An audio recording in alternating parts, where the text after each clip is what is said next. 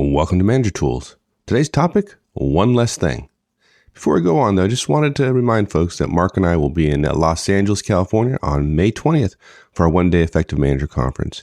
And if you're near LA, and if like a lot of folks during these times, you're interested in investing in something that will reap benefits for years to come, both professionally and financially, we hope you'll consider joining us in Los Angeles for the Effective Manager Conference on May 20th. As always, details are available on the website, www.managertools.com. All right, folks, here we go with the show.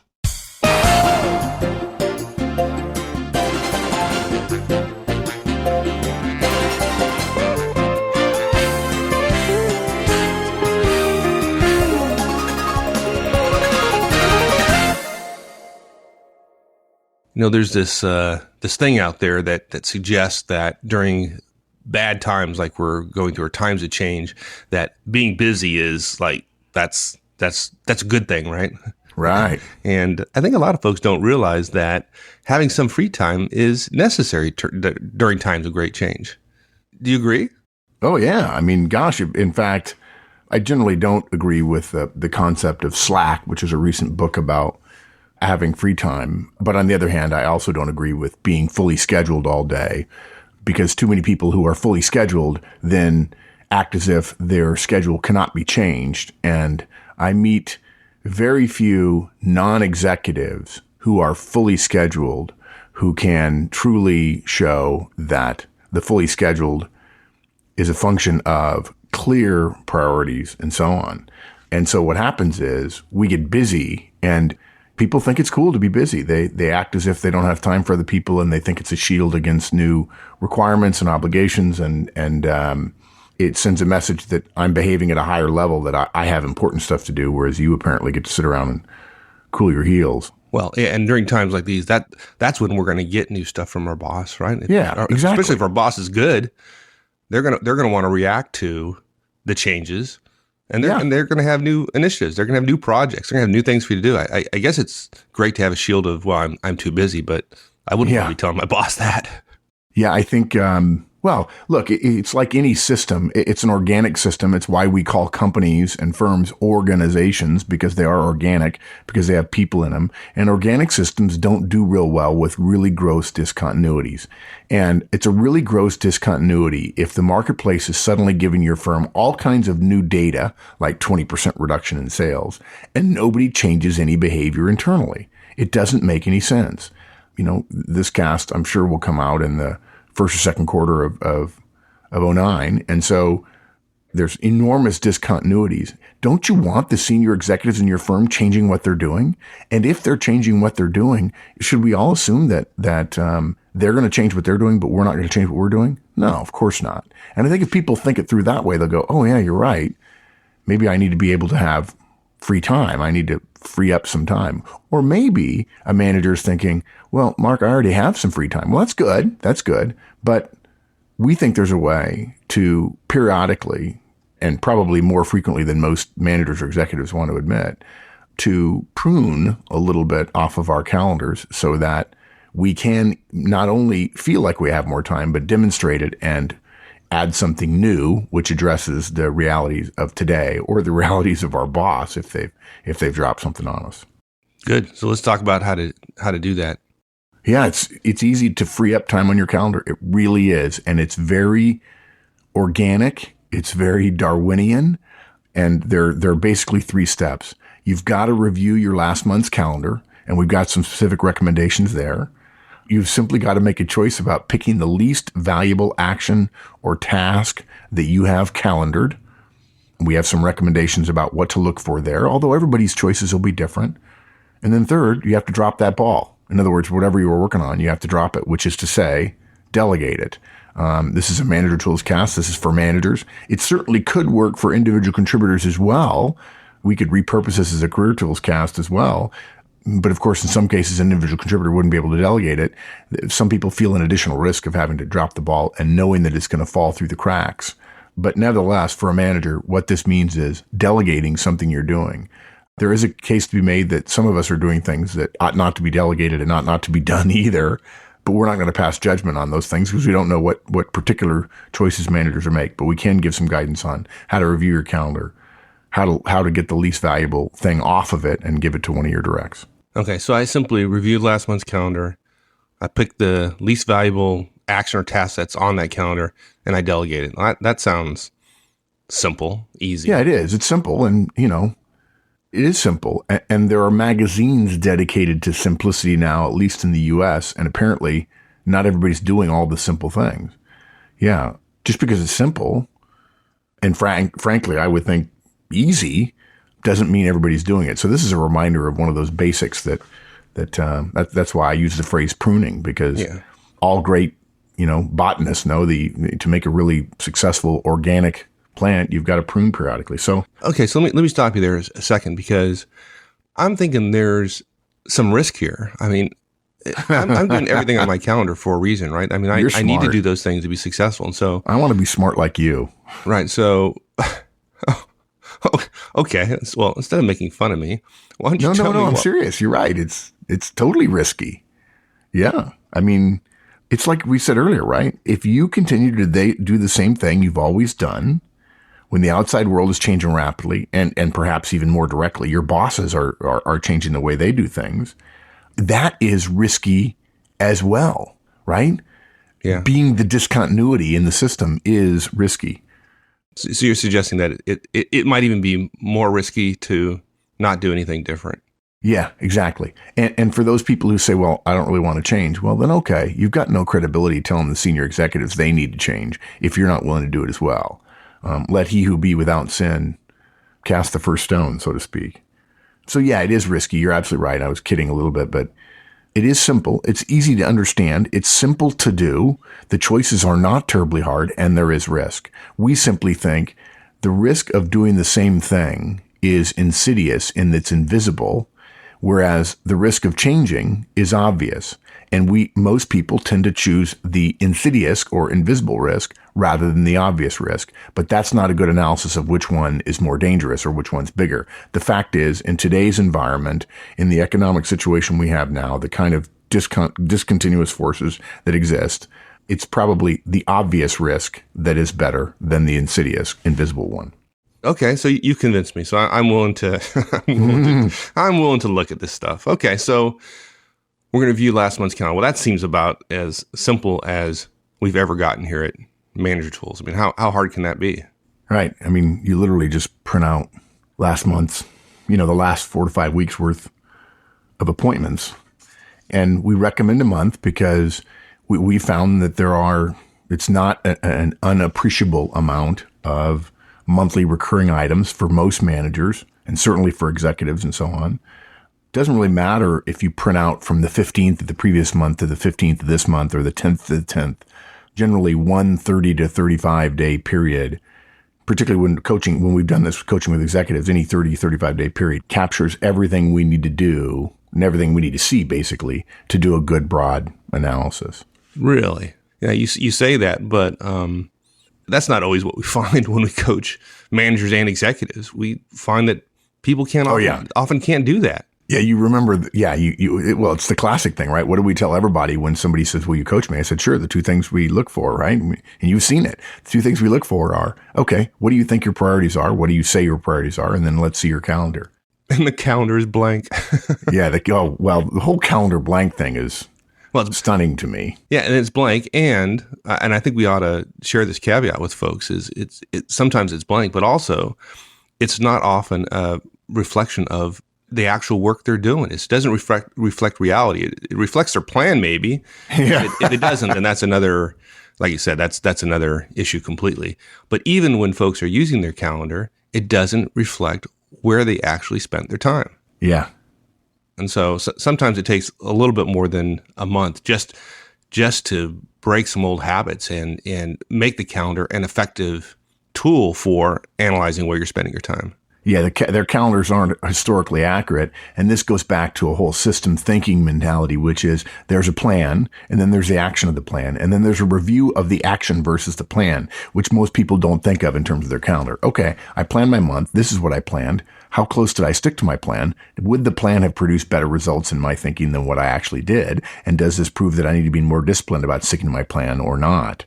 So yeah, what happens is we look at their month worth of calendar, And there's no evidence that it's an accurate portrayal. It shows what they were scheduled to do, but then they've got this trip. They say, oh, I didn't go on that trip. We had to cancel last minute. We had to do this. We had to do that. And so it may not be immediately available to you. We may have to take a month and we have some recommendations about how to do it, take a month to get that information accurate, to get a historically accurate representation of your calendar. And basically, this is probably one of those hidden gem moments in our cast, is that an effective executive or manager for that purpose not only manages his calendar well in advance, he then manages all the changes. And at the end of each day, he knows it is an accurate historical representation of his spending of his most precious resource, according to Peter Drucker, which is his time. But look, it's okay. It really is okay if we look at our calendars and we realize how off it is from reality. I mean, I think if I looked at my calendar, Mike, if you looked at I'm guessing, I'll speak for me, I could do better at this myself. So don't want people out there thinking, oh my gosh, everybody else is doing this, is not me. Not true. And also, it's not worth, in our experience working with executives, it's not worth going back and trying to remember, quote unquote. I just did air quotes on the air, by the way. Oh, I saw it. I don't know if anybody else did it. It's not worthwhile. It's wasted effort to go back and try to remember what we were, quote, really doing those days, because we've seen it. Executives you just can't do it. I mean, we'll give ourselves some grace, and we're going to spend one more month using all those terrible old bad habit time management techniques. And over the course of the month, we're going to end up with a good, accurate month worth of historically accurate calendar data. And at that point, then we'll start thinking about going to step 2, which is the analysis. Yeah. Well, the real challenge here, though, is that it's pretty easy for most managers to remember to do all this stuff for a day or two. But within a week, we all fall off the wagon, including myself. Yeah. You start thinking about it. You say, hey, this is going to be good. I'm going to be helpful. And then you get busy. Look, we started out by saying everybody's busy. Whether they're actually productive is different. And we have 2 recommendations on that. One is it's a small, but it's an important change to get your calendar to be accurate. The easiest thing is to enlist an administrative assistant if you have one. In your next one-on-one or in your next morning stand-up, if you don't know what a morning stand-up is, you need to go back and listen to our casts on working with your admin. Ask him to start tracking a couple of times each day what you actually did that day versus what you were scheduled to do. Literally, you change the calendar in arrears to show what actually happened. I have frequent meetings. I'm not perfect at this, but I have frequent notes on my things. And we had a meeting and it has XLD on it, which is canceled, or RX'd, which is rescheduled. And then suspenses relative to when it's going to be rescheduled for. And the measure, it is very simple. The measure to use for his work on your behalf is that at the end of each day, your calendar is essentially accurate for that day. And then the second thing we recommend is to do a reconciliation at the end of each day. And this is not trivial. Let me put it this way. It's fairly straightforward to do, but many managers struggle with it. Yeah, particularly if you're not good at managing your calendar, because you need to put this on your calendar to do the reconciliation. Yeah, exactly. Oh, that's good. Okay. Nice. Good one. And people can't remember what they were doing at 10 o'clock in the morning. But after a day or two, you get better at taking notes on a printed calendar if you carry that around during the day, or adjusting on your smartphone or on your Filofax or Daytimer or what have you. Yeah. And you'll be better at updating it on the fly, and that will make it easier at the end of the day. And basically at the end of the day, if you've got an electronic calendar, which, I have an assumption in my head, could be wrong, that the majority of people who are listening to us have an electronic calendar. And at the end of the day, before you go home, you make sure the calendar reflects what you're doing. Now, the fact that you have big swaths of time that are unscheduled, and yet you're not achieving anything toward your primary goal, and yet you seem incredibly busy, and you wonder really how productive you are, busyness being not necessarily the same thing as productivity being the holy grail, that's a different problem. Yeah. That's one for priority management. And this process will help you understand that better. But it may be that after you get done with this process, you'll look and go, maybe the first thing I ought to do is start scheduling the right stuff before I start to decide what to prune. Yeah. Good point. Yeah. And look, another little gem here. Many of us are going to get sick to death when we see that. We are. Yeah, and you're not alone though. Exactly. Trust us. Just don't turn this into a beat yourself up, because it's not worth it. The question is, how can we be more productive? And this is one way, if you're busy, to at least take one thing off of your list. And it's still viable, no matter how much junk or non-junk we're all doing. Getting rid of the least valuable one is still a great professional pruning exercise, we call it. Think of it as spring cleaning. And in times of really fast change, for those of you who are a little bit older, think of it as winter, spring, summer, fall cleaning. There you go. Let's don't drive past that too quick, because I think there's a key point in there. It doesn't matter whether you're doing junk stuff or non-junk. It doesn't matter. Don't fall into looking at it as, well, everything I'm doing is important. It's non-junk. Therefore, I can't drop any of it. That would be a mistake as well. Yeah. I had a conversation with a guy a couple of years ago, and he said something very interesting. We were talking about, I was coaching another executive on time management, and he chuckled. He said, we're having a discussion relative to what needs to be done and what doesn't need to be done. And that's a tough choice. And he said, Mark, from a 30,000 foot perspective, one of the things that's always bothered me is I have seen managers hunched over their desk with tension in their back and their hands on the keyboard and on the mouse, looking at a screen and just absolutely agonizing over the distance between bullets and the spacing on a slide and how many bullets on a slide. And yet I don't think I've ever seen a manager sitting down going, okay, I'm doing 13 things. What 12 of them do I need to be doing? He said, if we took every hour that managers spent on PowerPoint finagling, PowerPoint rangering, if you will, and made that 15 minutes and took back 45 and put it into time management, one thing that would happen would be there are a lot of those PowerPoint slides. But that is really, for those of you who know, the second chapter of Effective Executive, Peter Drucker's seminal work. A manager and executive knows where his or her time goes, and managing to this is hugely powerful. Yeah, and just imagine, if you're having a problem with this concept, just think about what it would be like if you could get 1 hour back a day. Ugh. Well, I mean, what a difference that would make. And in our experience, that's fairly easy to do. Yeah, I think there are some people who would say, wow, that's like an entire Saturday morning. And wait, I'm already working on Saturday morning or Sunday night. Yeah, and then maybe I can prioritize my family appropriately. Yeah, maybe your family should be number one, maybe. So it's conceptually simple. We'll just get rid of something. So how do we do that? How do we pick the least valuable action or task on our calendar to get rid of? I don't care. I'm busy. I got other stuff to do today. No, I'm kidding. Look, most managers do probably have a pretty good sense. Once they have a list, right? Once they have that list worked out from their calendar, they look over the course of the month. They have a pretty good sense of what is less valuable from their own perspective.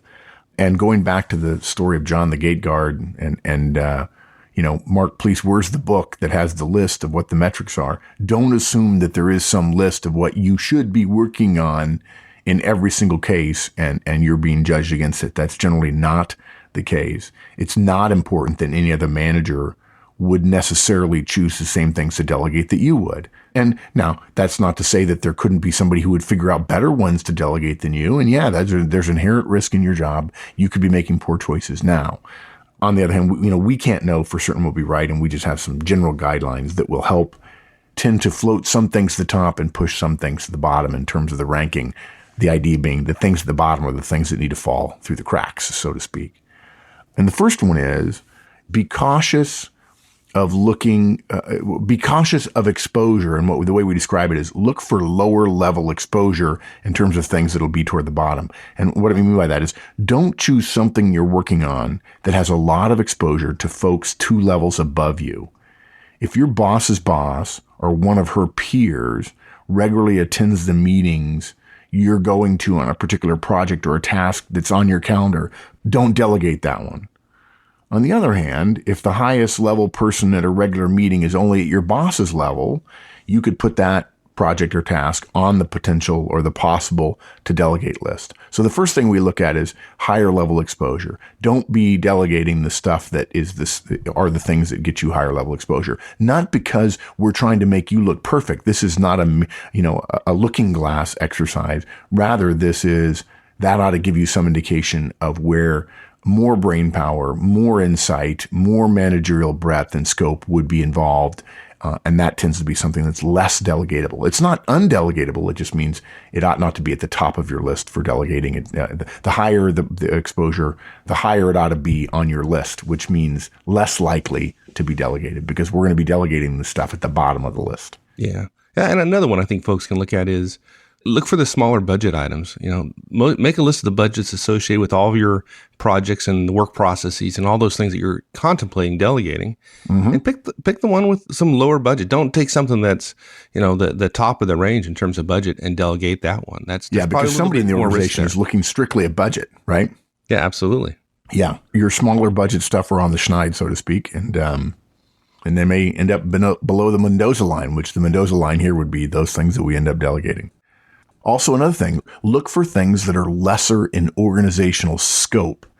The projects that serve or touch the entire firm, even if you're a small or large firm, regardless, are unlikely candidates for delegation. I mean, as you're measuring, as you're looking, as you're analyzing, if there are efforts that only serve one customer, internal or otherwise, or only one other department is involved in planning, those would be potential delegation candidates. Now, we've given you 3 general recommendations that should help you sift the list a little bit. We have a couple of more, but this is where we've gotten pushback from managers saying, Mark, you don't understand. Everything's important. Everything. It's just, I can't, one customer, I can't delegate that thing because it touches one customer, and we're told the customer stuff is so important. We're not wrong to suggest here's the sifting process. What we're suggesting here is that if you believe everything's the same level of importance, then nothing is important. Nothing is important. One of the first things we have to do is put priorities on things.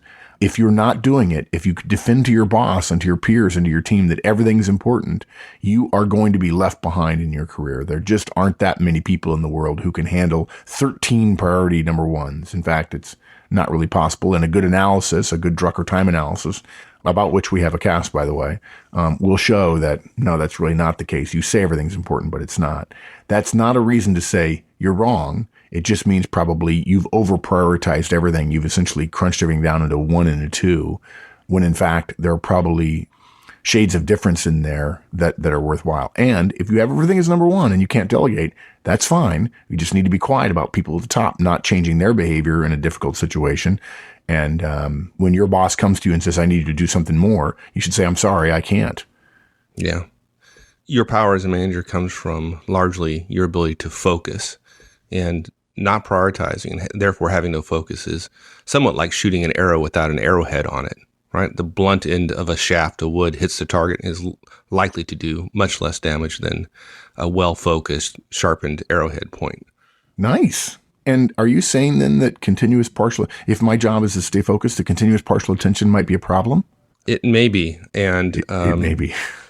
Folks, this is not in the show notes. Mark and I had another conversation about Twitter this morning, so that's some inside baseball comments there. But yeah, and for those of you who don't know, I am Twittering at M.A. Horstman.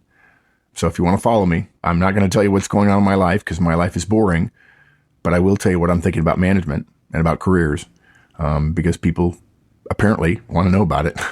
So I'll be happy to share those things that aren't big enough to make it a podcast or a video or what have you. Yeah, so if you want to get a Twitter about how Twittering is bad, then just feel free to. No, just kidding. I can't fit how Twittering is bad into 140 characters. Okay. All right, let's move on here. So another item that folks can look for, which is look for bad meetings. We look to delegate any bad meetings that we go to. We don't enjoy them, and they're not terribly useful. And sometimes you have no choice but to be represented in the meeting. So delegate that. Now, okay, so it's going to feel a little bit like you're delegating your bad work to somebody, but we've covered in previous casts that your time is, by definition, more valuable to the organization than your directs. And so if it's an hour of your time versus an hour of your directs, and the direct can do it, the direct should do it. Right. So, and by bad means, we mean meetings that start late, finish late, don't accomplish anything. They're poorly attended by senior people, if at all. And by the way, if you're running that meeting, that's a different issue entirely. Yeah, that's a whole, if you're running a bad meeting, that's not a time management problem, right? Yeah, exactly. Yeah. So, and one other thing we can recommend is to look at reporting. These last two, bad meetings and reporting, are things that we want you to look at that might give you an indication of things that fall to the bottom, whereas with the previous three recommendations were things we'd want you to be careful of in terms of keeping them at the top or looking at things that would stay toward the top in terms of scope and budget and exposure. But looking at reporting, too many of us, and I think rightfully so, seem to hate reporting, but then we seem to keep it to ourselves and we want to do it so we can complain about it. Reporting is a classic opportunity for delegation to free up times in crisis of change. Now, if you don't have reporting, creating reports on your calendar, then your calendar is not historically accurate. right. Now, we don't recommend, when we talk about delegating reporting, that in 1 week or 2 weeks, you're suddenly delegating a report and promulgating it across the organization, but rather delegating the preparation of it. And something else too, that this may be a case where as a manager, you don't have to delegate because in fact, you might want to consider stopping zero-based reporting, ZBR.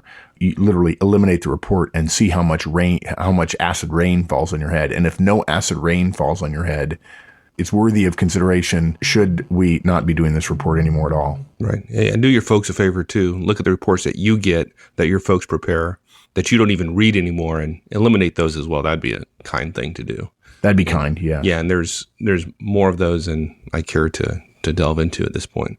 Before we get into the next step, which is to essentially delegate this stuff, I just one other consideration folks might want to think a little bit about is look for developmental opportunities. If you have a direct that you're coaching on a particular task or skill, and you do that regularly, maybe that's an opportunity to do some coaching and delegate it that way. Or somebody who's promotable and they need to learn some of the skills or tasks that you regularly perform. Another opportunity to take that off your plate and delegate it. So, yeah, I'm reading a great book about sense of urgency, and it's a little light, but it's good, and it talks in there about, hey, when stuff happens, we delegate. And the guy said, that's why we're executives, because we know how to do that. And it gave you the impression that we're not looking for just the bottom thing. We're looking for the bottom half to delegate, because that's how we develop people. Ooh, I like that.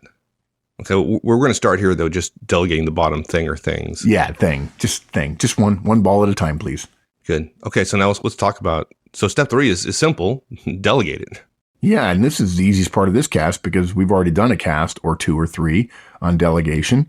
We'll go over it, but please don't let this be your only exposure to the concept of delegation, and that is the Manager Tools delegation model, or really more precisely, I think, I use the word script, because we just want to give you a step forward into the conversation. Basically, you state your need for help. We say, hey, Ricardo, I need your help.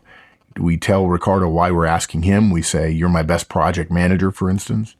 We ask him to accept the delegation, even though we haven't shared the details. I'm not going to tell you why that is in this cast, but if you listen to delegation cast, you'll understand why that is absolutely critical to ask before going over the detail. You say, would you please take over Project X, for instance? After that, by the way, 80% of the time people say yes, believe it or not. Then you describe the details. You say, here's what it entails. You go over the deadline and the quality standards that you need. We clarify our reporting standards, and then we ask if they need any help. What do you need from me? It's very straightforward. It's designed to be brief, 3 or 4 minutes, because we want to get them working rather than having a conversation for an hour about what they're going to be doing. It's very simple. And the key, the way to get there, if you're looking to free up time, is to review your previous month's calendar. And if you don't have it, you got to go back and do it. And you can do that. It just takes a little bit of discipline every day or using your admin. And then look at your list and pick 1 or 2 things perhaps, or even more, that are least valuable that got calendared, and go ahead and delegate them. And that's it. Yeah, and this is one of these things that's got to fit into the category of rinse, lather, repeat, right? Oh, that's right. Once you do it, once you get rid of your low-hanging fruit, then come back a month later and do it again. Yeah, do it again. Yeah, in fact, I think as a general rule, and I think we need to talk more about risk, because you and I are being high Ds, right? We're comfortable with risk, and yet sometimes there are people who are listening who say, my job is to avoid risk. In fact, there's a healthy bit of management literature that says management is about reducing risk, but that doesn't mean you eliminate it entirely. And as a manager, you're trying to reduce risk for the organization, but that may mean doing somewhat risky things. And the fact is that you may want to continue delegating until you feel pain. And that may be a good indication that you've probably gone about far enough. Good. All right, my friend. All right. Thanks, partner. Enjoyed it. We'll see you. All right, everyone. That's it. Thanks for joining us, and we hope to see you again next week. So long.